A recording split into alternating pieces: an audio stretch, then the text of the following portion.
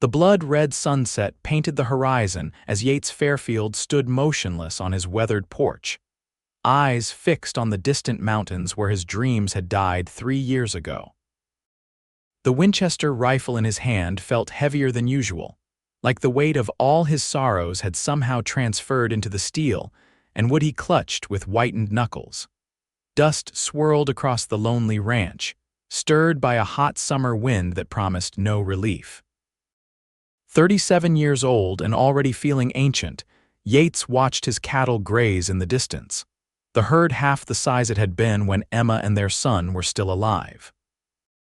The drought of 1879 had been particularly cruel to Sweetwater County, Wyoming Territory, but Yates knew the real drought was inside him, a parched, empty place where happiness once flourished. He'd built this ranch with his own 2 hands after returning from the war, determined to create something lasting in this harsh frontier. For a time, it had been everything he'd dreamed. Then came that terrible winter of '76, when influenza swept through the territory like wildfire, taking Emma and 5-year-old Thomas within days of each other. Yates raised the rifle, aiming at nothing in particular, feeling the familiar comfort of the weapon's balance. Sometimes he wondered why he bothered continuing. The ranch was failing. The town was growing without him. Life was passing by while he remained frozen in grief like an insect trapped in amber. A movement in the distance caught his attention. A wagon approached along the dusty road, unusual for this time of day. He lowered the rifle but kept it ready. The territory had grown more civilized in recent years, but caution remained a necessary companion in these parts. As the wagon drew closer, Yates could make out a slender figure in dark clothing handling the reins with evident skill. The horses, fine animals, he noted professionally pulled to a halt at the edge of his property. The figure sat motionless for a moment before descending from the wagon with fluid grace, a woman. She wore a black dress and a dark bonnet that shielded her face from his view. Widow's weeds. She stood silently, her shadow stretching long across his porch in the fading light. Something about her posture, straight-backed yet somehow vulnerable, stirred something in Yates he thought long dead. "Can I help you, madam?" His voice was rough from disuse. She stepped forward, and her face emerged from the shadow of her bonnet. Eyes the color of spring cornflowers regarded him steadily, set in a face of quiet beauty marked by grief. "She couldn't have been more than 30, Mr. Fairfield." Her voice carried clearly across the yard. "I'm Nora Whitman. I believe you knew my husband, Daniel." The name struck Yates like a physical blow. Daniel Whitman. They'd ridden together in the war, saved each other's lives more times than he could count. They'd lost touch after returning home, with Daniel heading to Colorado while Yates settled in Wyoming. "Daniel," Yates repeated, his mind racing. Yes, I knew him well once." "He's gone," she said simply. 6 months now. Before he died, he spoke of you often, said if I ever needed help, you were the most trustworthy man he'd ever known." A cold feeling settled in Yates's stomach. "I'm sorry for your loss, Mrs. Whitman." "What brings you all this way?" Her shoulders straightened almost imperceptibly. "I've come to make a proposition, Mr. Fairfield. I understand you might be in need of assistance with your ranch, and I find myself in need of employment and a place to stay. I'm willing to work hard and ask for only room, board, and a small wage." Yates stared at her, momentarily speechless. The notion was preposterous. A widow clearly educated from her speech offering to work as a ranch hand, and yet he couldn't deny he needed the help. His only remaining hand, old Jefferson, couldn't manage everything alone, and Yates had been unable to afford additional workers since last season's poor yield. "Mrs. Whitman, ranch work isn't suitable for a—" "Please," she interrupted, a flash of steel entering her gaze. "I've managed a small farm in Colorado for 6 months alone after Daniel died. I can ride, shoot, mend, cook, and I learn quickly. I'm not afraid of hard work, Mr. Fairfield, and I suspect you need the help more than you need to protect my sensibilities." Her directness caught him off guard. For the first time in years, Yates felt something other than grief or numbness, a spark of admiration, perhaps, or curiosity. "Why here?" he asked. "Why not stay in Colorado?" A shadow passed over her face. "The drought hit us hard, then bandits came. Took everything they could carry, burned what they couldn't. There's nothing left for me there." Yates recognized the hollow look in her eyes. He saw it every morning in his shaving mirror. "I can offer you the small cabin behind the main house," he said, surprising himself with the decision. "It's not much, but it's solid. As for wages," he named a figure slightly higher than he could comfortably afford. "That's more than fair," she replied, nodding. "Thank you, Mr. Fairfield, I won't disappoint you." As she returned to her wagon to retrieve her belongings, Yates watched her determined movements. Her shadow, long in the setting sun, fell across his porch, a new presence on a homestead that had known only absence for too long. Something stirred in his chest, unfamiliar and almost forgotten. It felt, strangely enough, like hope. The first week passed in awkward coexistence.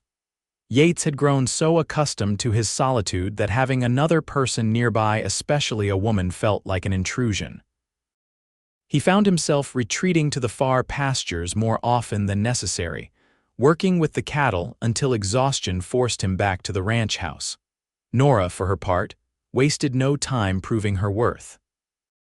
She transformed the abandoned cabin into a habitable space, tended the neglected vegetable garden, and each evening prepared meals that reminded Yates of what food could taste like when prepared with care.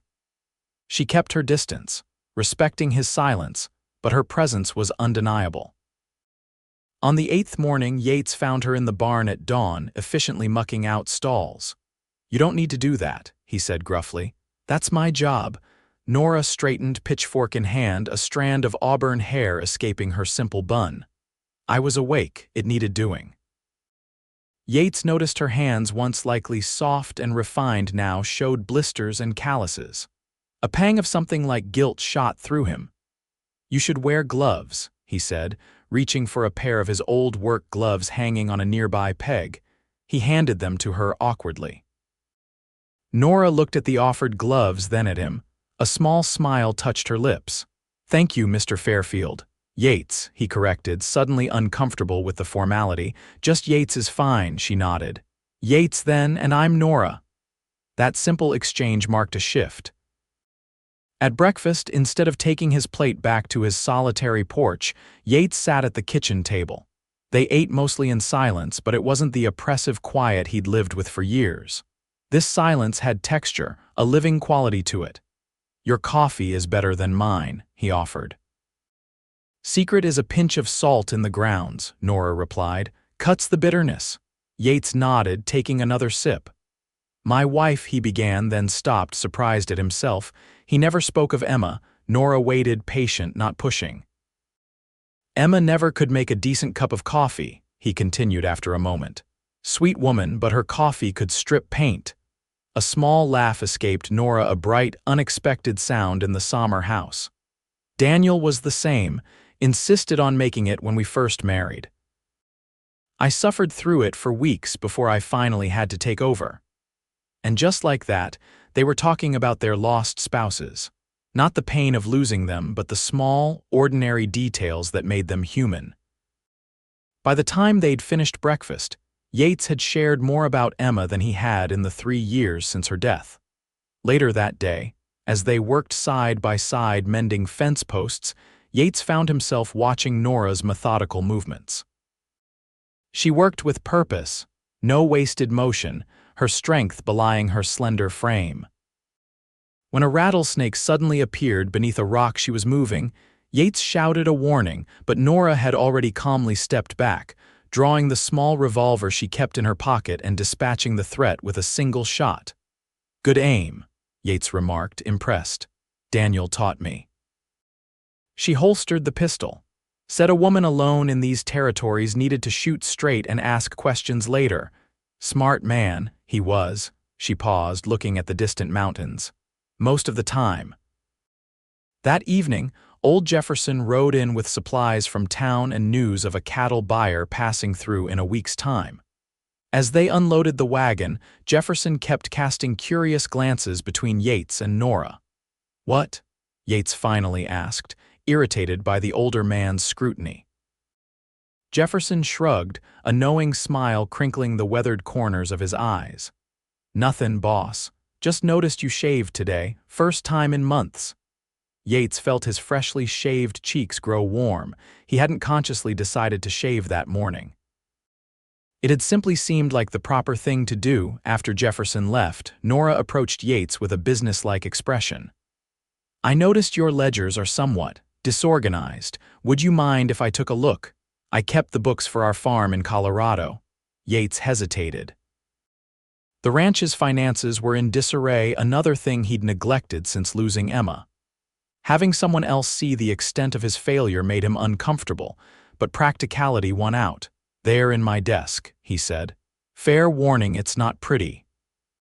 That night, Yates sat on his porch as usual, but instead of staring emptily at the horizon, he found himself listening to the soft sounds of Nora moving about in the cabin behind the main house. A lamp burned in her window, casting a warm glow into the yard. Occasionally, her shadow would pass across the light, a reminder of life continuing. For the first time in 3 years, Yates Fairfield didn't feel completely alone. The buyer Jefferson had mentioned arrived the following week, a portly man named Hollister with sharp eyes that missed nothing. After inspecting the herd, he offered a price well below what Yates had hoped for. "That's robbery," Yates stated flatly. Hollister shrugged. "Times are tough, take it or leave it." "We'll leave it," came Nora's voice from behind them. She approached, ledger in hand, wearing a simple dress but carrying herself with unexpected authority. "According to my calculations, Mr. Hollister, the fair market value for cattle of this quality is at least 20% higher than your offer." Hollister looked taken aback both by her presence and her knowledge. "Now see here, Mrs. Whitman," she supplied, "and I've taken the liberty of noting the prices paid at the last 3 cattle auctions in Laramie." She opened the ledger, pointing to neatly written figures. "As you can see, your offer is substantially below market rate." Yates watched, astonished, as Nora calmly and methodically negotiated with the buyer. Her knowledge of the cattle market was impressive, her manner firm but respectful. After 30 minutes of back and forth, Hollister grudgingly raised his offer to an acceptable level. As the buyer rode away, Yates turned to Nora. "Where did you learn to negotiate like that?" A flicker of sadness crossed her face. "My father was a merchant before the war. He taught me the value of knowing your worth." She paused. "Daniel never let me handle our farm's business, said it wasn't a woman's place." "Well, Daniel was wrong about that," Yates said firmly. "You just saved this ranch a considerable sum." Something shifted in Nora's expression, surprise, followed by a quiet pleasure that transformed her face. For the first time, Yates truly saw beyond her competence and grief to the woman herself. She was beautiful, not in the delicate way Emma had been, but with a strength and vitality that seemed to radiate from within. The realization unsettled him. He mumbled an excuse and retreated to the far pasture, where he spent the afternoon repairing a windmill that didn't really need fixing. That evening, a sudden thunderstorm rolled in from the mountains. Yates was checking the barn when the sky opened up, rain falling in sheets. Lightning split the darkness, followed almost immediately by a deafening crack of thunder. The cattle in the near pasture grew restless, their nervous movements visible in the flashes of lightning. Yates was preparing to ride out and calm them when Nora appeared in the barn doorway, already dressed in oilskins and a hat. "The herd's getting spooked," she said over the roar of the rain. "We should move them to the lower meadow." "It's too dangerous," Yates objected. "I'll go. 2 are better than 1, she countered, already saddling her horse. "I've handled cattle in storms before." The determined set of her jaw told Yates arguing would be pointless. Together they rode out into the deluge, the world reduced to brief, stark images illuminated by lightning. The cattle were indeed on the verge of stampeding, their eyes rolling white with fear. Working in wordless coordination, they managed to turn the herd toward the sheltered meadow. The rain lashed at them mercilessly, the ground becoming treacherous with mud. As they neared the meadow, lightning struck a nearby tree with an explosive crack. Nora's horse reared in terror, throwing her to the ground. Yates's heart seized. He was off his mount in seconds, kneeling beside her still form in the mud. "Nora!" he shouted over the storm, turning her gently. Relief flooded him when her eyes fluttered open, dazed but aware. "The cattle," she gasped, trying to rise. "Forget the cattle," he said, helping her to her feet. She winced, putting no weight on her right ankle. "I think it's sprained," she admitted. Without hesitation, Yates lifted her onto his horse, then mounted behind her. Her body was warm against his chest as he held her securely with one arm, taking the reins with his free hand. He could feel her heartbeat, rapid but strong, as they rode back to the ranch house through the punishing rain. Inside, dripping water onto the floor, Yates helped Nora to a chair by the fireplace. He built up the fire with shaking hands, acutely aware of her watching him. When the flames were crackling, he knelt to examine her ankle. "May I?" he asked, his voice rough. She nodded, her rain-soaked hair falling around her face. Gently, he removed her boot and rolled down her sodden stocking. Her ankle was already swelling. His fingers moved carefully over the injury, assessing the damage while trying to ignore the intimacy of the moment. "Just a sprain, I think," he confirmed. "I'll wrap it for you." As he worked, binding her ankle with strips of clean cloth, neither spoke. The only sounds were the crackling fire and the storm raging outside. When he finished, he looked up to find her watching him with an expression he couldn't quite read. "Thank you," she said softly. Yates suddenly realized they were alone in his house, both soaking wet, sitting closer than propriety allowed. He stood abruptly, stepping back. You should get into dry clothes. I'll bring you something of Emma's." He retreated to the bedroom he hadn't entered in months. Emma's clothes still hung in the wardrobe, preserved like relics. He hesitated before selecting a simple dress, holding it for a moment against his chest. Strangely, he felt no betrayal in offering it to Nora, only a sense that Emma might have approved. When he returned, Nora was attempting to stand, using the chair for support. "I should get back to my cabin," she said. "In this storm, with that ankle, don't be foolish," Yates replied more sharply than he intended. He softened his tone. "You'll stay here tonight, I'll sleep in the barn." "That's not necessary," Nora protested. "I can take the sofa." "The bed is yours," he insisted, handing her Emma's dress. "I'll leave you to change." Outside the house, the rain still fell heavily, but the thunder had moved off into the distance. Yates stood on the porch, letting the cool water wash over him, trying to clear his head of confusing thoughts. The way Nora had felt in his arms as they rode back to the ranch. The trust in her eyes as he tended her injury. The strange, painful awakening of feelings he'd thought buried alongside Emma and Thomas. When he returned to the house, having gathered dry clothes for himself, he found Nora seated by the fire, Emma's dress fitting her surprisingly well. Her damp hair hung loose around her shoulders, catching golden highlights from the firelight. She looked up as he entered. "The dress is lovely," she said. "Thank you." Yates nodded, not trusting himself to speak. He busied himself making tea, an awkward domestic gesture that Emma would have found amusing. "Tell me about them," Nora said quietly. "Your wife and son, if you want to." The request startled him. No one asked about Emma and Thomas anymore. In town, people averted their eyes when he passed as if his grief were contagious. Even Jefferson, who'd known them well, never spoke their names. Yates sat heavily in the chair opposite Nora. "Thomas was 5, he began haltingly. Full of energy, always running, always asking questions. Wanted to be a sheriff one day." A ghost of a smile touched his lips. Emma said he asked why the sky was blue so often she finally made up an answer about God spilling paint just to give herself peace. The memories came easier than expected, flowing like a river long dammed.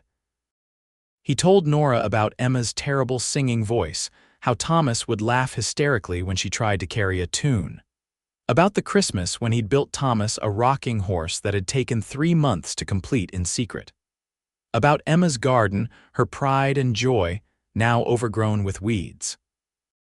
"They sound wonderful," Nora said when he finally fell silent. Her eyes shone with tears, but she smiled through them. "You were blessed to have had them." "Yes," Yates agreed, surprised to find the pain of remembering had dulled to a bittersweet ache. "I was." "Daniel and I never had children," Nora offered after a moment. "He was away fighting when we first married. Then after the war he was changed, restless. We were always moving from place to place. Just when I thought we might settle down, he'd get that look in his eye and we'd be packing again." "The war changed many men," Yates said, thinking of his own nightmares still vivid after all these years.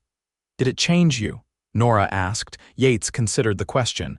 "It made me want roots," he finally said. "After all that death and destruction, I wanted to create something." "Build something that would last," Nora nodded, understanding in her eyes.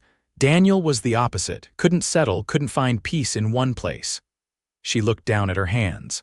"I sometimes wonder if he ever really came home from the war at all." Outside, the storm gradually subsided, rain turning to a gentle patter against the windows. Inside, the barriers between them had begun to erode, washed away by shared grief and unexpected understanding. "I should let you rest," Yates said, rising from his chair. "Yates," Nora called softly as he reached the door. He turned back to her. "Thank you not just for tonight, but for giving me a place here." Something warm unfurled in his chest. "You've earned your place here, Nora. Good night." In the barn, lying on a makeshift bed of blankets, Yates stared at the rafters above. For the first time in 3 years, thoughts of the future occupied his mind instead of the past.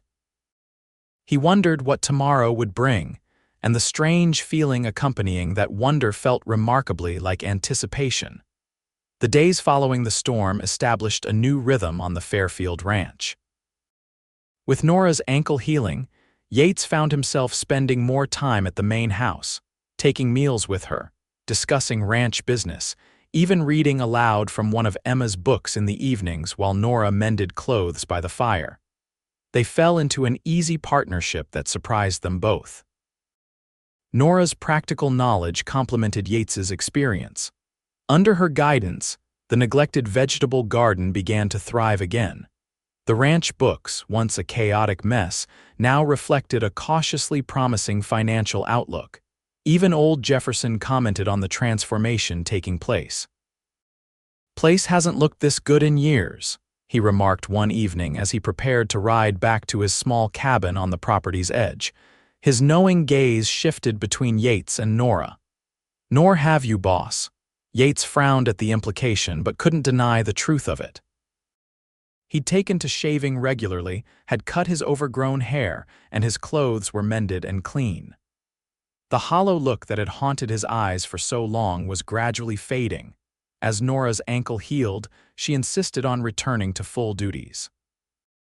Yates found himself inventing reasons to work alongside her, a fence that needed mending near where she was gathering herbs, cattle that needed checking in the meadow where she was riding.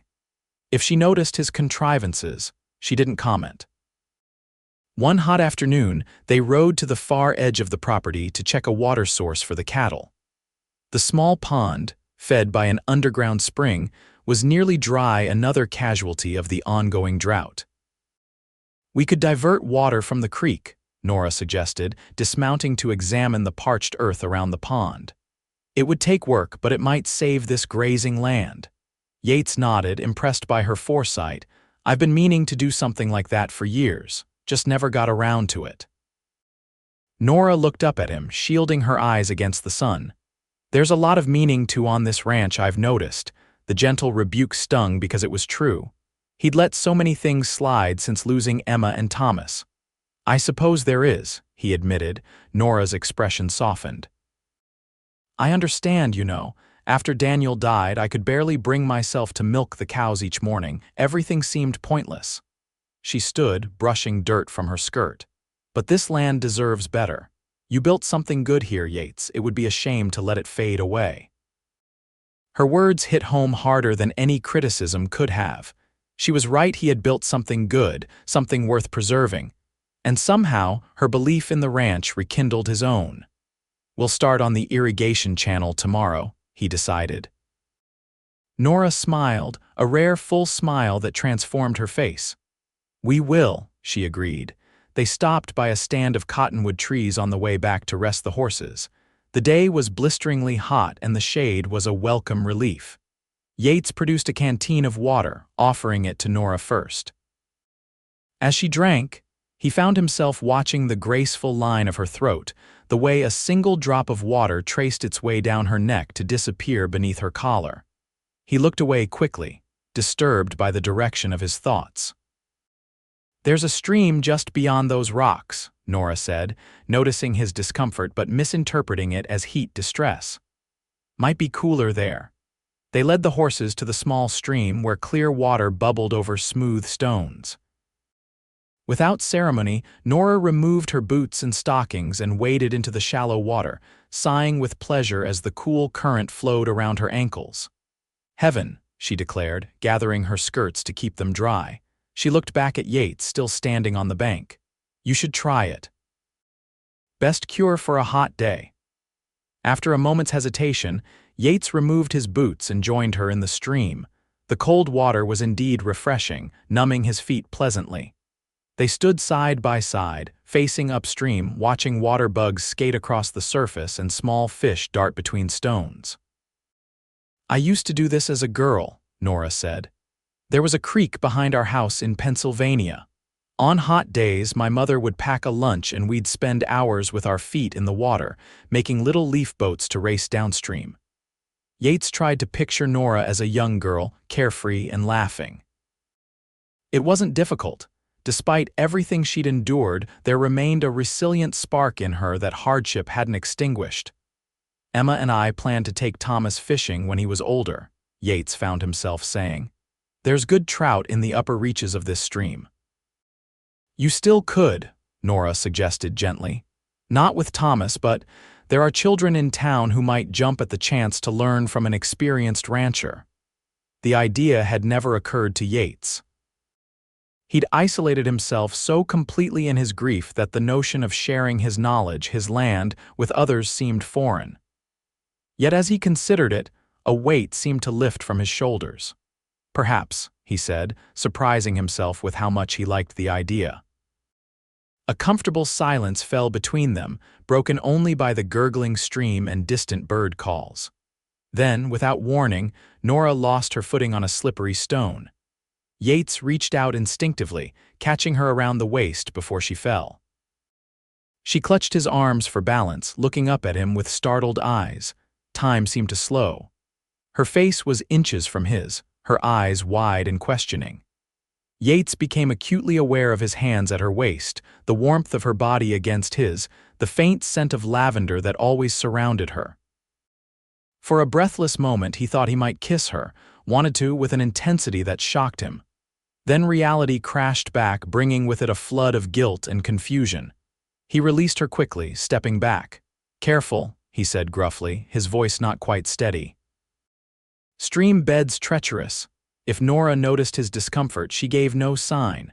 "Thank you," she said, collecting herself with remarkable composure. "We should probably head back. It'll be dusk soon." The ride home was quiet, each lost in private thoughts. As they approached the ranch, the setting sun cast long shadows across the land. Yates watched Nora's profile, gilded by the golden light, and felt a profound gratitude for her presence in his life. Whatever complicated feelings might be developing, one thing was certain: her arrival had broken through the fog of grief that had enveloped him for too long.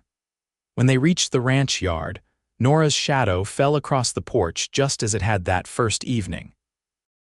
Yates realized with sudden clarity that her arrival had indeed brought light to his darkest days, exactly as the shadows lengthened across his land. The next morning, Jefferson arrived with news that made Yates's blood run cold. "Garrett Thornton's been released," the old cowhand reported grimly. "Got out last week. Word in town is he's been asking about you." Yates felt the blood drain from his face. Garrett Thornton, the man he'd sent to prison 4 years ago for rustling cattle and nearly killing one of Yates's ranch hands. Thornton had sworn vengeance at his trial, a threat Yates had dismissed at the time. "Who is Garrett Thornton?" Nora asked, looking between the two men. Jefferson glanced at Yates, who nodded permission to explain. "Bad sort," Jefferson said. "Ran with a gang of rustlers back in '75.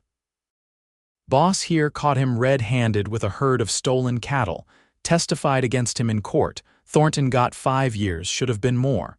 He's out early," Yates said flatly. "Good behavior, I expect," Jefferson snorted. "Wouldn't know good behavior if it bit him on the backside." "Man's dangerous, boss. Had a reputation even before you crossed paths with him." Nora's expression had grown serious. "Do you think he'll come here?" "Man's had 4 years to nurse his grudge," Jefferson replied. "I'd be surprised if he didn't." Yates rubbed his face, suddenly tired. "I want you armed at all times," he told Jefferson, "and ride in pairs when checking the herd. I'll notify the sheriff for what it's worth."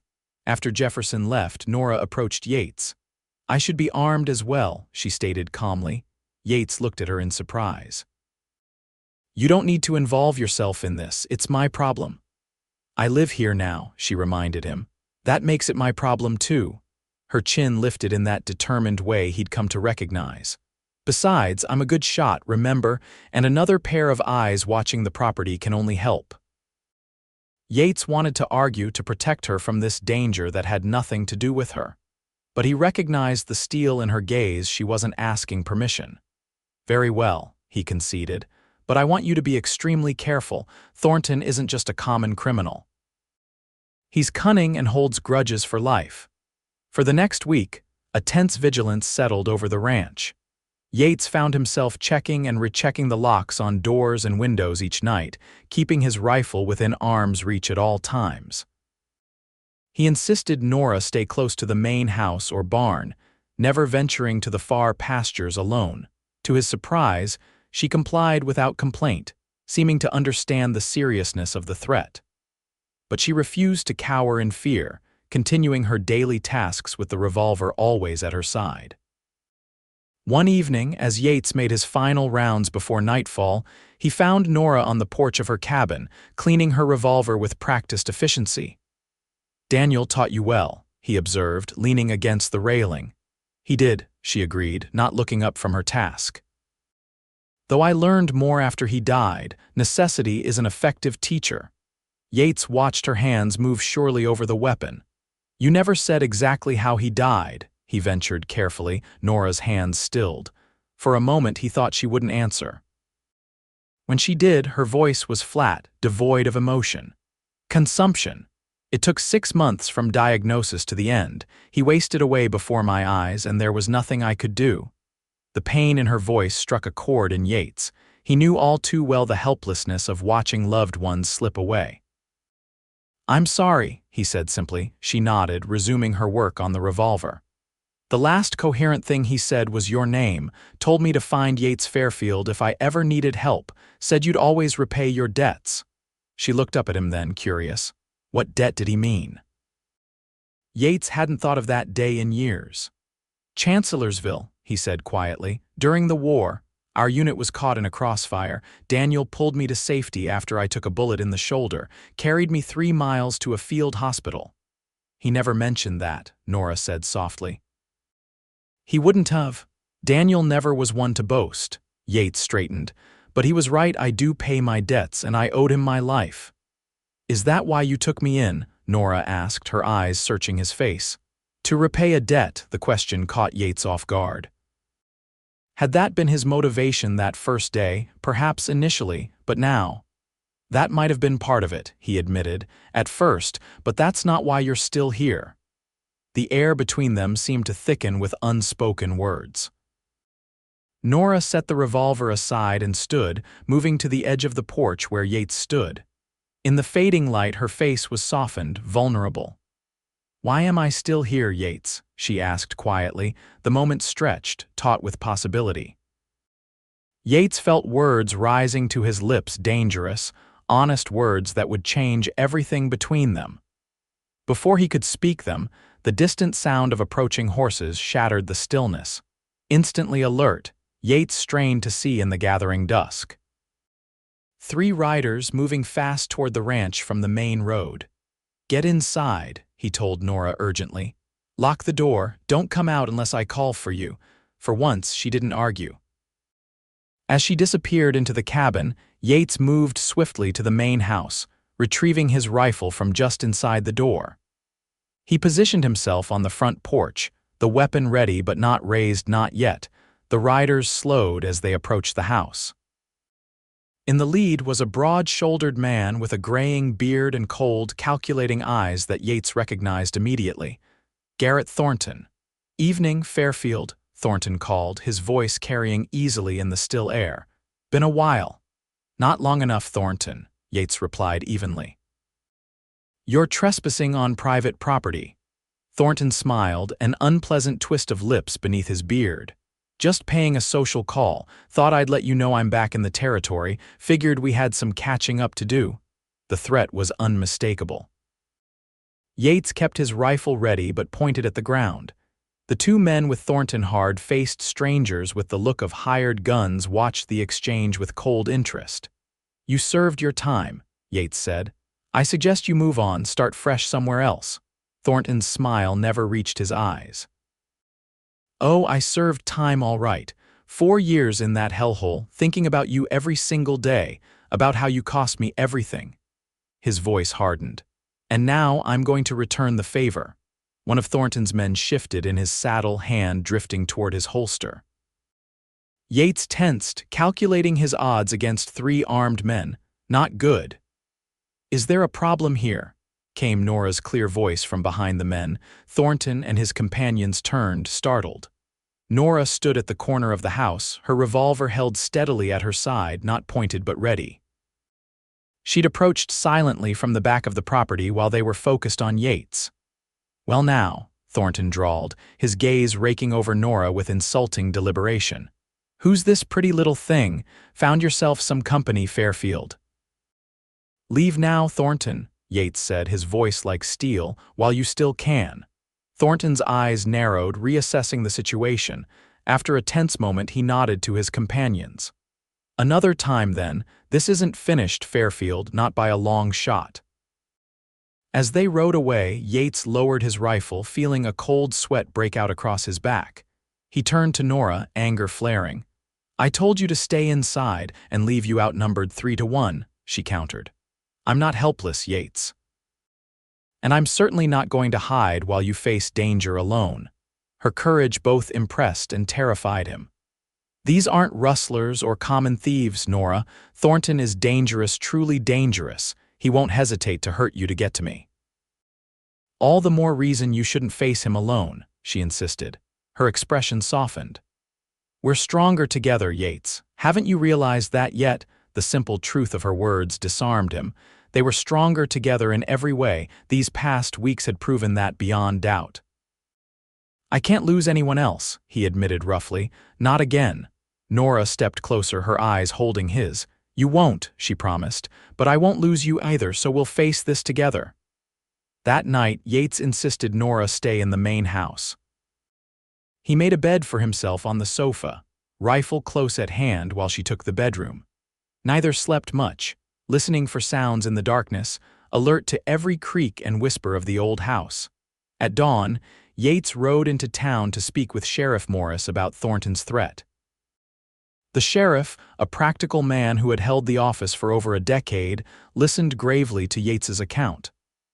"I can't arrest a man for making vague threats, Yates," he said finally, "but I'll keep an eye out, and I'll send a deputy to ride by your place every few days." It wasn't much, but it was something. Yates also sent a telegram to the territorial marshal, alerting him to Thornton's return and possible criminal activities. When he returned to the ranch, he found Nora and Jefferson reinforcing the barn doors, adding heavy wooden bars that could withstand considerable force. "My idea," Jefferson said proudly. "Figure if trouble comes, we want the livestock secure."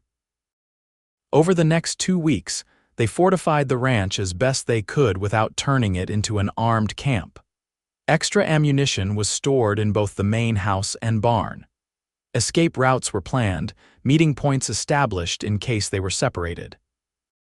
Through it all, Nora remained calm and practical, her presence a steady counterpoint to Yates's growing anxiety. The threat hanging over them created a strange intimacy. Each evening, as they sat together in the main house, conversations turned to deeper subjects: hopes, regrets, dreams long deferred. Yates found himself speaking of things he'd never shared with anyone, not even Emma. Nora listened without judgment, offering her own truths in return. "I sometimes wonder if I truly knew Daniel at all," she confessed one night as they sat by the fire. "We were married for 7 years, but he kept parts of himself locked away. After he came back from the war, there was always a distance I couldn't bridge. War changes a man," Yates said. "Makes him see things, do things that can't be easily shared. Did you tell Emma about your experiences in the war, I mean?" Yates considered the question. "Some things, not all." He stared into the flames. "There are some burdens you don't want to place on those you love." "But doesn't that create its own kind of distance?" Nora asked gently. Keeping parts of yourself hidden away, her insight cut close to the bone. Had he truly shared himself completely with Emma, or had he, like Daniel, kept parts of himself locked away, perhaps, he acknowledged. "But protection isn't always the wrong instinct." "No," Nora agreed, "but neither is trust." Her eyes met his across the room. "I want you to know, Yates, that you can trust me with anything." The simple declaration touched something deep inside him. "I do trust you, Nora," he replied. More than I expected to trust anyone again. The tension of waiting for Thornton's next move was wearing on them all. Jefferson reported rumors from town of cattle missing from neighboring ranches, but no direct sightings of Thornton or his men. The uncertainty was almost worse than a direct confrontation would have been. Then came the night of the fire. Yates awakened to the acrid smell of smoke and distant shouting. He was on his feet instantly, grabbing his rifle and boots. From her room, Nora emerged already dressed, hair hastily pinned back. "The north barn," Jefferson shouted from outside. "It's ablaze!"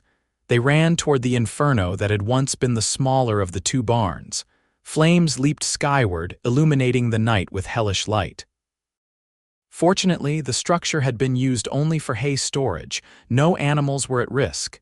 But the danger to the main barn and house was very real if the fire spread. "The well," Yates directed, organizing a bucket line. For the next hour, they fought the blaze. Jefferson and Yates taking the most dangerous positions closest to the flames while Nora coordinated the water supply. By dawn, they had contained the fire, though the north barn was a complete loss. Exhausted and soot-covered, they surveyed the damage in the gray morning light. "Could have been an accident," Jefferson suggested half-heartedly. "Lightning, maybe. There was no storm," Yates countered grimly.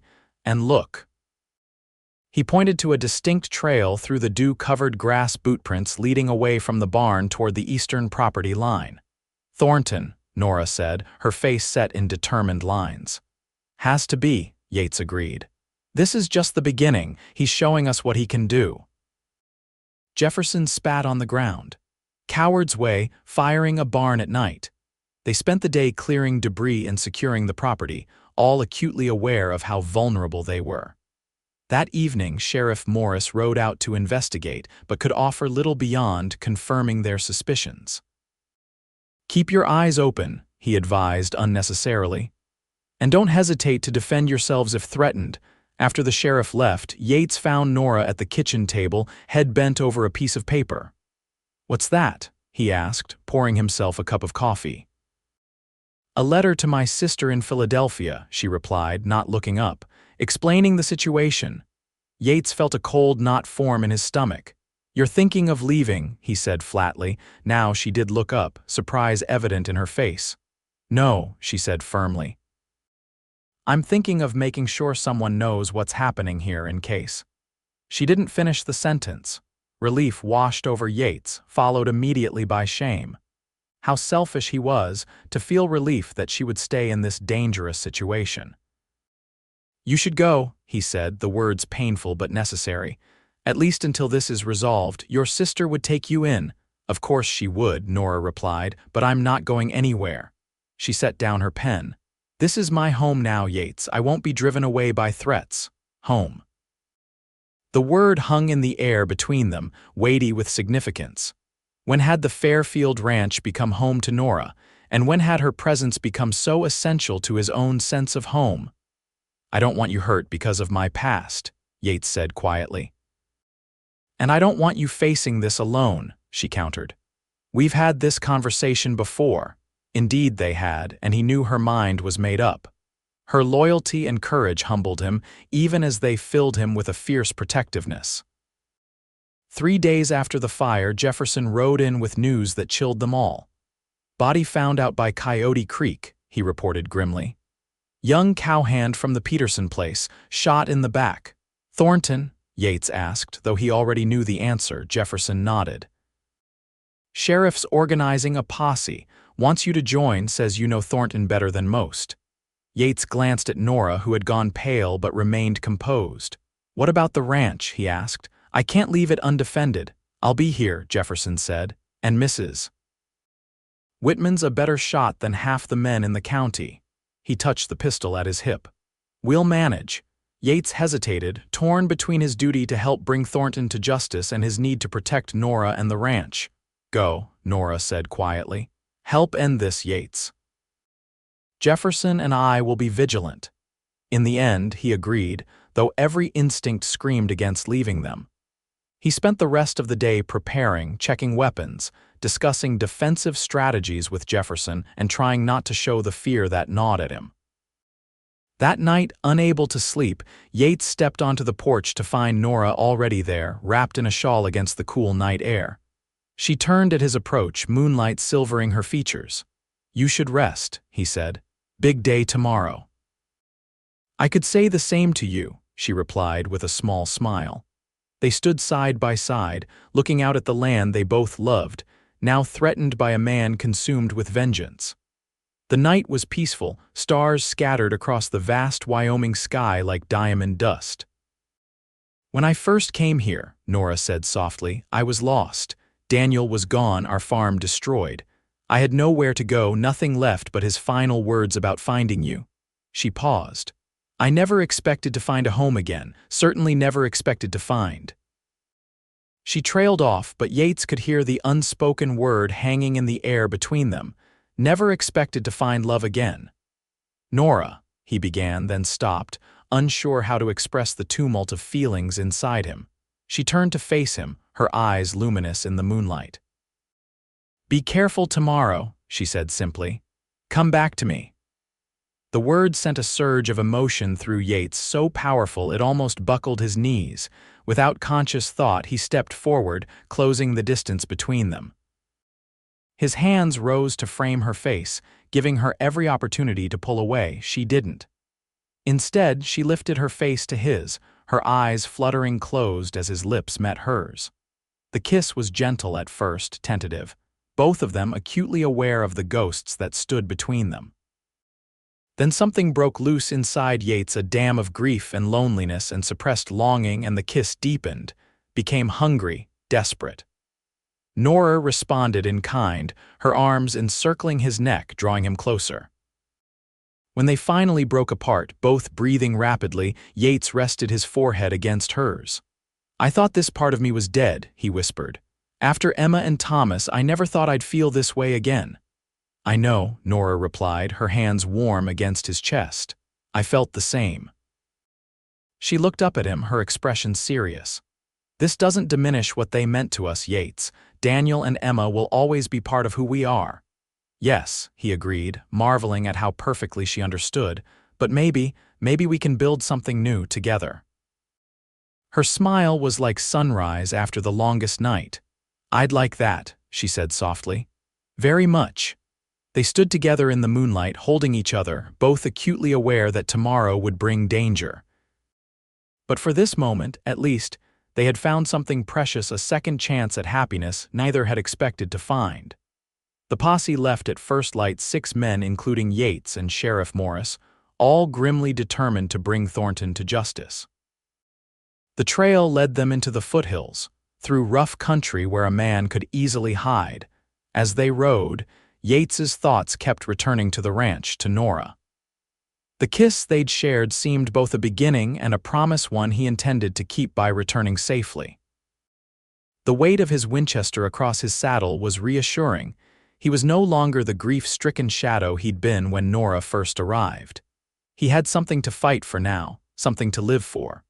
Back at the ranch, Nora and Jefferson maintained vigilant watch.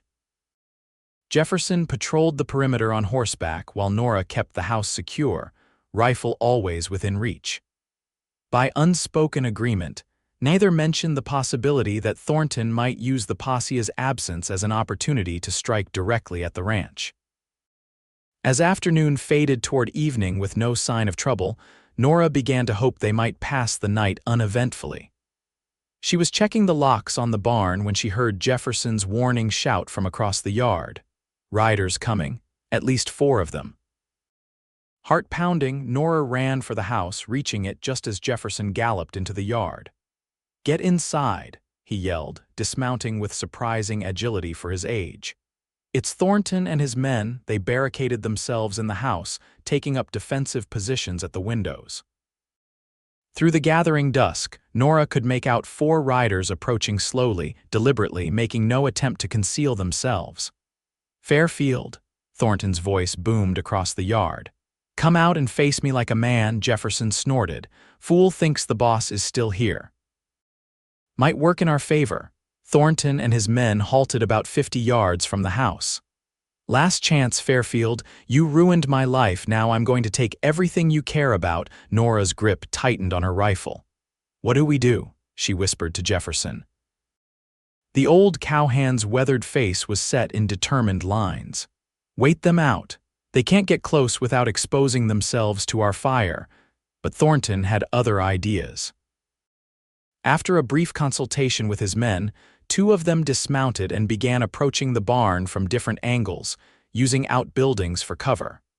Their intention was clear. They meant to fire the main barn, just as they had the smaller one. "We can't let them burn the barn," Nora said urgently. "The horses, I know," Jefferson replied grimly. "I'll cover you from here if you can make it to the barn through the back door. Free the horses, then take cover inside. I'll try to pick off anyone who comes too close." It was a desperate plan, but they had no choice. Nora slipped out the back door of the house, crouching low as she darted across the open space to the barn's rear entrance. Inside, the horses were already restless, sensing danger. She worked quickly to release them from their stalls, leading them to the back door and sending them running toward the pasture. As the last horse galloped to safety, Nora heard the first shots being exchanged, Jefferson firing from the house, Thornton's men returning fire from their positions. She took up a defensive stance inside the barn door, rifle ready. Through a crack in the wood, she could see one of Thornton's men attempting to circle around to the side of the house where Jefferson couldn't see him. Taking careful aim, she squeezed the trigger. The man cried out, clutching his arm, and scrambled back to cover. The shot revealed her position, however, and bullets immediately began splintering the wood around her. Nora ducked away, heart hammering against her ribs. The standoff continued as darkness fell completely. Occasional shots rang out, but neither side could gain an advantage. Nora knew they were in trouble, cut off from each other, outnumbered, with no way to know when or if the posse might return. Then she smelled smoke. Thornton's men had managed to set fire to one corner of the barn. Flames licked up the dry wood with frightening speed, and Nora realized she had only minutes before the entire structure would be engulfed. She had to make a run for the house. Gathering her courage, she waited for a lull in the firing, then burst from the barn door, sprinting toward the house. Shots kicked up dirt around her feet, but she kept running, zigzagging as Daniel had once taught her. She was halfway to the house when pain exploded in her left arm. A bullet had grazed her, tearing through sleeve and skin. Jefferson provided covering fire from the house as she staggered the remaining distance. She practically fell through the door he held open, gasping with pain and exertion. "You're hit," he said, quickly barring the door behind her. "Just a graze," she managed, though the wound burned like fire. "The barn's burning." Jefferson nodded grimly, tearing a strip from his shirt to bind her arm. "They'll come for the house next. We need to hold out till morning, till the posse returns." But would the posse return in time? Nora pushed the thought away, focusing on their immediate survival. The house was sturdy, built to withstand Wyoming winters and potential Indian attacks in the early days. If they were careful with their ammunition, they might hold off Thornton's gang until help arrived. Outside, the barn blazed, casting an eerie glow over the ranch yard. In its light, Nora could see Thornton and his men regrouping, preparing for their next move. The sight filled her with a cold determination. This was her home now, and she would defend it with every ounce of strength she possessed. As if reading her thoughts, Jefferson touched her shoulder. "The boss chose well when he took you in," he said quietly. "Never seen him come back to life the way he has since you arrived." Nora felt tears prick her eyes, but she blinked them away. Now was not the time for emotion. "We'll get through this," she said firmly. "For Yates." Miles away, the posse had lost Thornton's trail in the rocky foothills as darkness fell. They made camp, planning to resume the search at first light. Yates sat apart from the others, a sense of foreboding growing within him. "Something's wrong," he told Sheriff Morris. "I can feel it." The sheriff regarded him with concern. "Your ranch?" Yates nodded, already gathering his gear. "I'm heading back." "Now, in the dark," Morris frowned. "That's dangerous country between here and there, Yates. More dangerous to stay," Yates replied. "Thornton's not here. He's drawn us away deliberately." The realization hit him with sickening clarity. This was his plan all along: get me away from the ranch, then strike. Morris considered this, then nodded. "I'll come with you. Jenkins, too," he said, referring to one of his deputies. "The others can continue the search at dawn." They rode hard through the night, pushing their horses as fast as they dared on the treacherous terrain. As they crested the final ridge before the ranch valley, Yates's worst fears were confirmed. An orange glow lit the night sky, and the distant sound of gunfire carried on the wind. "God, no," he whispered, spurring his horse forward. As they approached the ranch, the scene became clear: the barn fully engulfed in flames, the main house under siege, figures moving in the firelight. Thornton and his men had indeed returned to exact their revenge. "Circle around," Morris directed. "Take them by surprise from behind." The three lawmen split up, approaching from different angles. Yates worked his way toward the house, keeping to the shadows. From his position, he could see Thornton and one man by the burning barn, while two others were attempting to approach the house from different sides. Yates took careful aim at the nearest man, the one trying to circle behind the house. His shot found its mark, the man going down with a cry that alerted the others to their presence. Chaos erupted. Thornton and his remaining men scrambled for cover as Morris and Jenkins opened fire from their positions. Yates used the distraction to make a dash for the house, desperate to reach Nora and Jefferson. "Nora," he shouted as he reached the door. "It's Yates." The door opened just enough for him to slip through before being quickly barred again. Inside, he found Jefferson reloading his shotgun while Nora, her left sleeve dark with blood, held a rifle trained on the window. "You're hurt," Yates said, crossing to her in 2 strides. "I'm all right," she assured him, though her face was pale beneath smudges of soot. Jefferson bandaged it, "Just a graze." Relief warred with fury in Yates's chest. "Morris and Jenkins are out there. We've got them in a crossfire now." Jefferson grinned wolfishly. "Then let's finish this." With the advantage of surprise and superior position, they gradually gained the upper hand. One of Thornton's remaining men was hit in the exchange of fire and surrendered, throwing down his weapon. The other attempted to flee but was cut off by Jenkins. That left only Thornton himself, cornered between the burning barn and the house with no avenue of escape. "Give it up, Thornton," Sheriff Morris called. "You're finished." For a tense moment, it seemed Thornton might surrender. Then, with a howl of rage, he broke cover, firing wildly as he charged toward the house toward Yates and Nora. 3 shots rang out simultaneously from Morris, from Jefferson, and from Yates himself.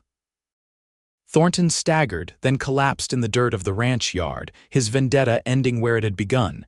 In the sudden silence that followed, Yates turned to Nora, gathering her carefully in his arms, mindful of her wounded arm.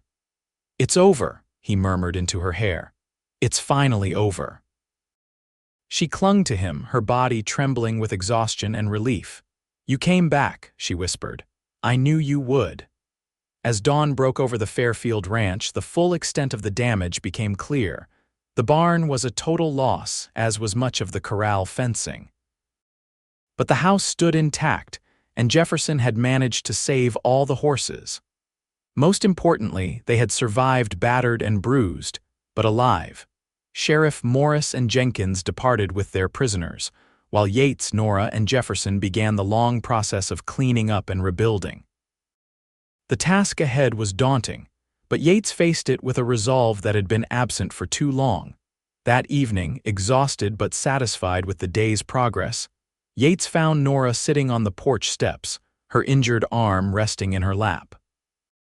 The setting sun bathed her in golden light, her shadow stretching across the weathered boards where once he had stood alone and despairing.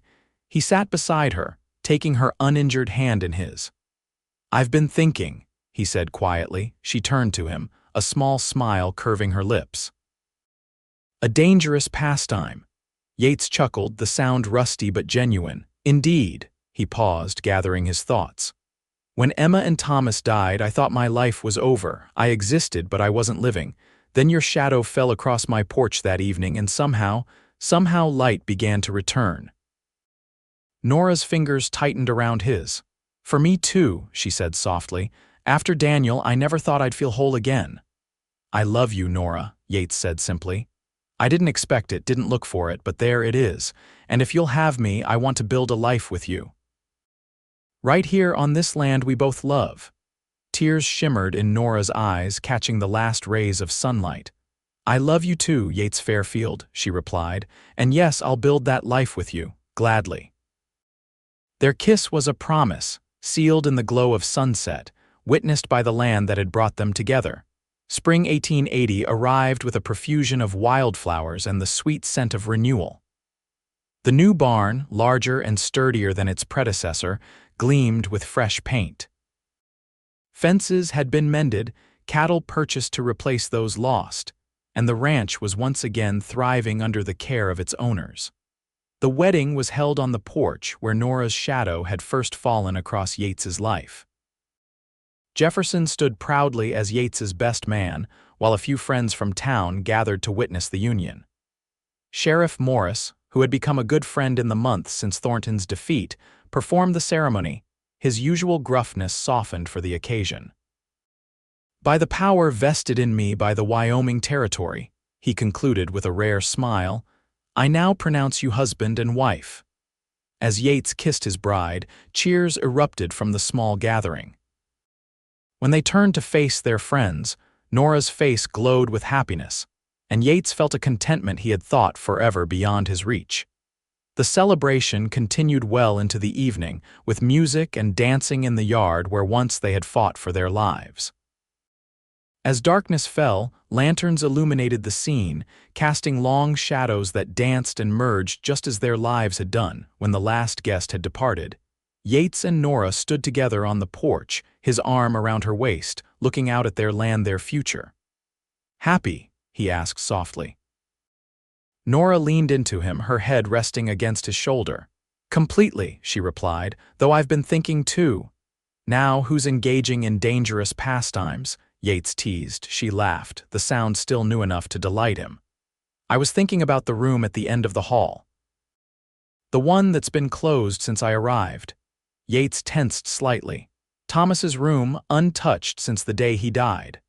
"Maybe," Nora continued gently, "it's time to open those doors again, not to erase the past, but to make room for the future."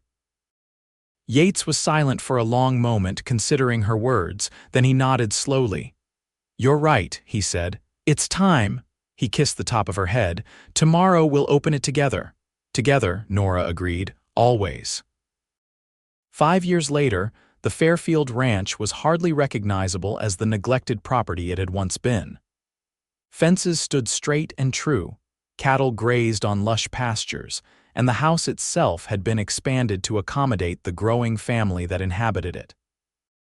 On the porch, Yates sat in a rocking chair, watching as Nora helped their 3-year-old daughter, Emma Rose, feed carrots to her pony. Nearby, Jefferson, now officially retired but still very much a part of the ranch, was teaching 5-year-old Daniel Thomas to whittle a stick into a whistle. Life had continued its cycle of joy and sorrow. They'd lost Jefferson's wife, Martha, to pneumonia 2 winters ago, and the town had grown larger, bringing changes both welcome and challenging. But through it all, the ranch had remained their anchor, their haven. Nora looked up, catching Yates's eye across the yard. Her smile, still capable of quickening his heart after all these years, was like sunshine breaking through clouds. She said something to Emma Rose, then made her way to the porch, climbing the steps to stand beside him. "What are you thinking about, sitting here all alone?" she asked, resting her hand on his shoulder. Yates covered her hand with his own. "Not alone," he corrected. "Just watching our family, counting my blessings." Nora's expression softened. She understood, as she always did. "They would be happy for us, you know," she said quietly. "Emma and Thomas, Daniel too." "I know," Yates agreed. He had long since made peace with the ghosts of his past, learning to carry them not as a burden but as a precious part of who he was. "But I'm especially grateful for the day a certain widow's shadow fell across my porch and brought light to my darkest days." Nora leaned down to kiss him, her lips soft against his. "And I'm grateful for the stubborn, grief-stricken cowboy who gave me a second chance at happiness." From the yard, Daniel Thomas called excitedly, "Pa, Ma, look at my whistle." They turned together to watch their son blow proudly on his creation, producing a shrill squeal that sent the chickens scattering and made Emma Rose giggle uncontrollably. "Let's join them," Nora suggested, tugging Yates to his feet. Hand in hand, they walked down the porch steps into the sunshine, toward their children, toward their future, 2 shadows merging into one in the bright light of a love neither had expected to find again.